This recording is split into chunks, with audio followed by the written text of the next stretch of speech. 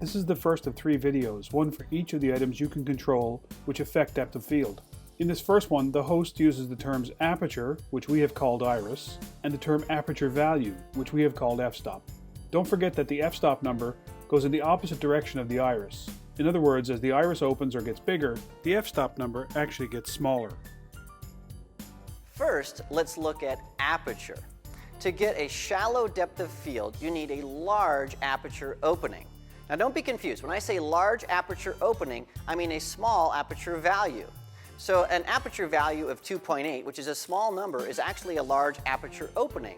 And an aperture value of 1.2 is a huge aperture opening.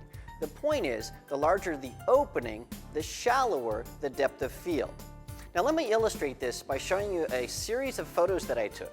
In this series, I took the pictures of the same subject from the same location using the same focal length. The only thing I changed was the aperture value. I went from a really small aperture opening to a really large aperture opening. Let's take a look.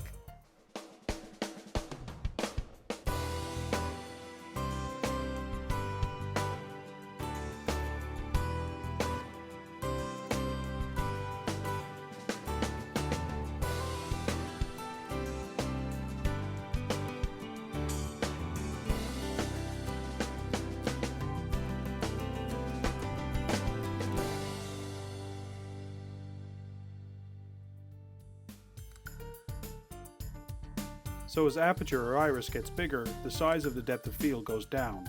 Remember that iris gets bigger as f-stop number gets smaller. Here's another example. You can see that a smaller f-stop number equals a bigger iris opening, which equals a shallower depth of field. Again, a bigger aperture or iris equals a lower f-stop number, which equals a smaller depth of field.